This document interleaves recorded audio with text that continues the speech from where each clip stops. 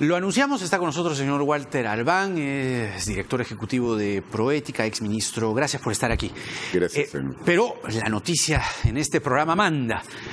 Nos han enviado a través del rotafono imágenes que dan cuenta de un choque que se ha producido hace unos instantes, protagonizado nada menos que por el ex congresista, en sus tiempos se le llamaba el chauchiller, Gustavo Pacheco, aliado de Fernando Olivera. Se ha llevado a una persona en su capot por 3 cuadras, en el límite de San Isidro y Magdalena. Ex congresista del Frente Independiente Moralizador. ¿Cuánto dura el video, Lía, para tenerlo claro? Ya, vamos a ahora verlo de nuevo y escuchamos con Ambiental para escuchar las cosas que dicen ahí. Adelante. Está grabado, súbalo en internet, no se van a meter en problemas. Pero si está borracho, debe de marrocarlo. ¿Por qué no le marroca? Pues si es congresista, ¿por qué no le marroca? ¿Cómo se llama ese congresista? ¿Cómo se llama? ¿Venía la policía? Está mareado. Es congresista. Señor, venga acá. No es congresista. Claro que sí. ¿Sabes lo que ha hecho? Tranquilo, señor, ya estamos interviniendo. Señor, ese señor. Uy, la gente dice, está borracho.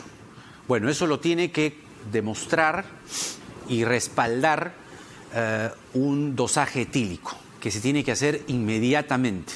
Pero lo que se da cuenta a través del rotafono es que este señor choca, se da a la fuga y se lleva a una persona en el capot por 3 cuadras. Gustavo Pacheco, alias el Chauchiller, fue congresista del Frente Independiente Moralizador. ¡Qué vergüenza! Mañana todos los detalles en la edición matutina de RPP Noticias Televisión. Ahora sí, estamos con nuestro invitado Walter Albán con nosotros. Primero, el señor Albán me pidió hacer una pequeña precisión y además completar, y eso acá nos interesa mucho, siempre escuchar a todas las voces posibles. Además es pensamiento guía de RPP Noticias, darle cabida a la mayor cantidad de voces, y en este programa evidentemente también lo hacemos. Él quería referirse al doctor Mario Castillo Freire, que, como le decía, doctor Albán, aunque no es el tema que nos convoca, pero concedo lo que usted me ha requerido, sin perjuicio de ello, está en la lista de los 16 árbitros que mañana el juez Chávez Tamariz debe decidir si es que van o no a prisión preventiva por 36 meses, que es lo que está requiriendo el fiscal Germán Juárez Atoche. Pero usted tenía, digamos, una línea distinta de pensamiento respecto a lo que expuso el regidor Aguilar hace unos momentos. Sí, yo lo único que quisiera señalar, Jaime, es que hay que tener mucho cuidado en estas investigaciones, porque a veces uno se puede ver envuelto en la investigación sin que necesariamente haya una responsabilidad de por medio. Y yo creo que, voy a ser muy explícito, no soy gran amigo, pero soy amigo, por ejemplo, del doctor Mario Castillo Freire, de también el doctor Fernando Cantuarias o Franz Müller, que están en esa lista de los 16. Son, diría yo, de los árbitros más prestigiados local e internacionalmente. Pero fallaron a favor de Odebrecht, ¿no? En el y ahí caso está del señor, la sindicación. Sí, pero el haber fallado, o sea, laudado a favor de Odebrecht, no necesariamente es que son responsables de algo. Me parece que, ojo, en el caso de Castillo Freire está el tema de la carretera San José de Sisa, que es la que justamente compromete al señor César Villanueva, de quien, por cierto, no se sabe mucho o casi nada, y él, Villanueva, terminó recibiendo $350,000. Yo no digo que el señor Castillo Freire, yo no estoy acusando al señor Castillo Freire, sino que me baso en la investigación fiscal. Sí, pero y digo que ahí Odebrecht, yo creo que hay que investigar corrió todo. Plata, creo que hay da que investigar miedo, ¿no? todo. Creo que efectivamente esto tiene que continuar a fondo.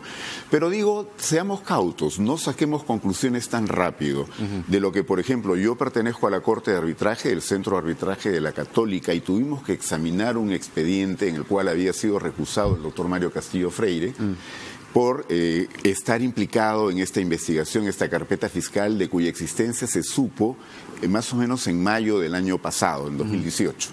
Cuando revisamos la carpeta, el doctor Castillo Freire nos alcanzó el laudo por el cual se le estaba involucrando aquí, pero en dos casos en los cuales habían dos laudos donde él había votado contra Odebrecht, o sea, no a favor de Odebrecht. 2 contra 1, digamos, para simplificarlo. Así o sea, es. hubo 2 fallos contra Odebrecht y uno del de San José de Sisa.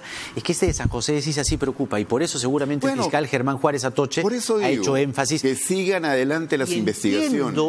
Claro que sí, suscribo eso. Y entiendo además que en la audiencia de mañana el juez Chávez Tamariz va a ver caso por caso.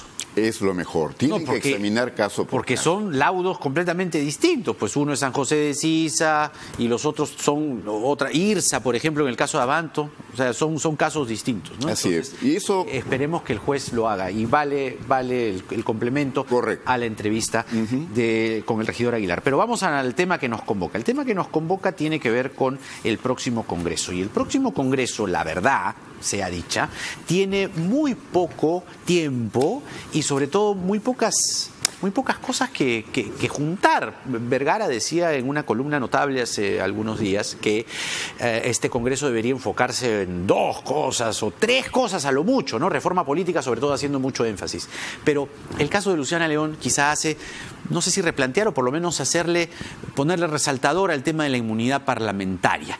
¿Qué pasa con la inmunidad? Usted tiene una posición al respecto, porque el Congreso, justamente también madre del Cordero, o por lo menos uno de los grandes temas de discusión o de crisis política con el Ejecutivo, fue que desdibujaron el proyecto de la inmunidad. ¿Qué tendría que hacer para usted el próximo Congreso con la inmunidad parlamentaria a propósito del caso de Luciana León? Desaparecerla. Completamente. Completamente. Yo lo que creo es que ya la experiencia nos enseña, en los casi 20 años, en lo que va del siglo XXI, la inmunidad parlamentaria se convirtió en impunidad y ha sido muy mal utilizada, y es que en el Congreso en concreto todo lo negocia, ¿no es cierto? Entonces, al final de alrededor de 119 solicitudes que una sala de la Corte Suprema le ha planteado al Congreso para que levante la inmunidad, solo probablemente en 9 o 10 casos. En todo este periodo, 2016-2019. 2000 al 2019. Ah, del 2000 al 2019. ¿Me repite el dato? De 119 solicitudes. Probablemente no llegan a 10 las que el Congreso finalmente accedió a levantar Eso es un escándalo. Es un escándalo porque, sobre todo, estos no son requerimientos que hace un juez o un fiscal cualquiera. Estos son requerimientos que nacen en primera instancia, pero que llegan hasta una sala de la Corte Suprema, que es la que evalúa si hay suficientes elementos como para considerar que esto procede.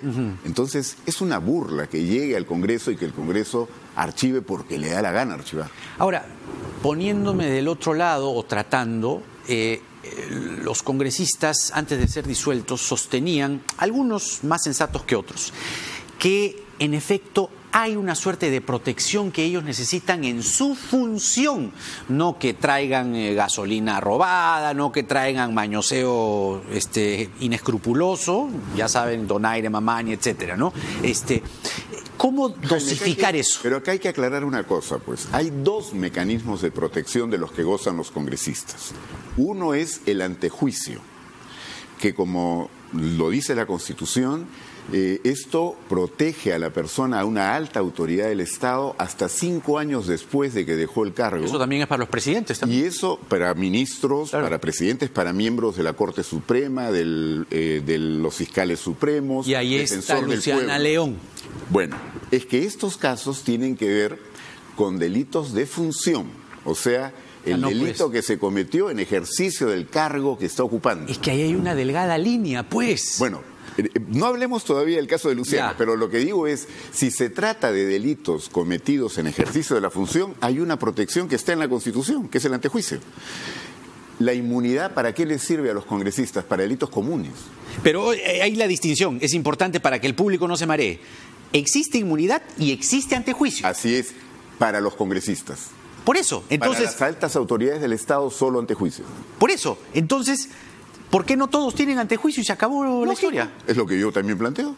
Es lo que yo planteo. Claro. Que nos quedemos con el antejuicio, pero no con la inmunidad.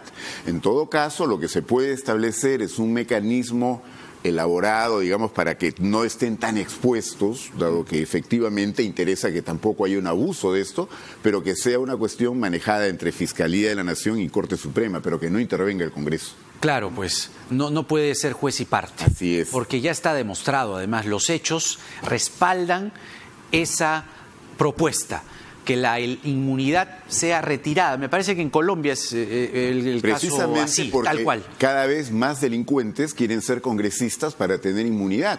En Colombia, la experiencia desde Pablo fue con Pablo Escobar. Exactamente. Y precisamente por eso la eliminaron. Exactamente. Entonces, antejuicio para todos, o sea, congresistas, ministros, presidentes, autoridades, etcétera, y sin inmunidad. Por delitos cometidos en el ejercicio de la función. Delitos comunes no, pues. Pero ahí vienen pues los casos, no solamente de Luciana León para entrar al cogollo, sino los congresistas acusados de pertenecer a la organización Los Temerarios del Crimen, los guachiturros, ya da vergüenza, en verdad. Así. Pero aquí el problema es que muchos de ellos pueden decir: no, pero eso fue en el ejercicio de mis funciones. Y usted, fiscal, es un difamador, usted exagera, porque yo estaba negociando el presupuesto para esta región, para esta municipalidad, etcétera, etcétera. Hay una delgada línea. O sea, yo cometo el delito, pero en realidad estoy cumpliendo mi función, es decir, usar la institución del Congreso para delinquir. Pero es que eso tiene que ver con la ocasión en la que el congresista o la congresista actúa, digamos, con el peso de su cargo, pero está haciendo algo que no es un delito de función, porque no es labor de un congresista ir a hacer gestiones para nadie, ni conseguir resultados en algún tipo de... Pero va donde el ministro, lo ajocha, y entonces con la carga que tiene y la inmunidad de congresista, pues uno dice: oye, le están pidiendo presupuesto, ¿no? Entonces parece que está trabajando. Bueno, en la medida en que no concurran delitos comunes con aquello que tiene que ver con el ejercicio de la función, entonces, como dije, allí lo que corresponderá, si se elimina la inmunidad, ¿no es cierto?, es que más bien haya un mecanismo especial a través del fiscal de la Nación y de la Corte Suprema en la sala que tienen, pero que no intervengan los congresistas. Pero cuando concurren situaciones que pueden ser calificadas como delito común con alguna actividad que tiene que ver con el Congreso, creo que la doctrina penal en esto es más o menos uniforme, va a pesar más el delito común. En consecuencia, eso tendrá que investigarse bajo la otra fórmula. Bueno, pero la propuesta está hecha y los que quieren postularse al Congreso en este enero del 2020 debieran tomar nota. Chau inmunidad parlamentaria, y se quedan con el antejuicio, que es la misma figura que tienen los ministros y hasta el propio presidente de la República. Pero la inmunidad está demostrado, ya que lamentablemente en este Congreso disuelto varios parlamentarios han sido sindicados, comprendidos en organizaciones criminales. La inmunidad ya no tiene ningún sentido. Jaime, yo lo que quisiera señalar es de que este Congreso, que efectivamente tiene un periodo muy corto, debiera completar la reforma judicial y política, ¿no? Y esto de la inmunidad. Llevarla adelante, y sobre todo en la política, la inmunidad. Así es. ¿No es cierto? Pero ya dejar el camino listo para que el 2021 podamos escoger con una nueva clase política, con una decencia en la política, desinfectar la política. Yo llamo a este Congreso, por eso el Congreso Paniagua, tiene muy poco tiempo, pero podría hacer grandes cosas para el país. Doctor Walter Albán, muchas gracias por la entrevista, y con Walter Albán cerramos el programa de hoy, porque en el Perú de hoy nada está dicho. Hasta mañana, como siempre, a las 9 en punto por RPP Televisión. Chau, chau.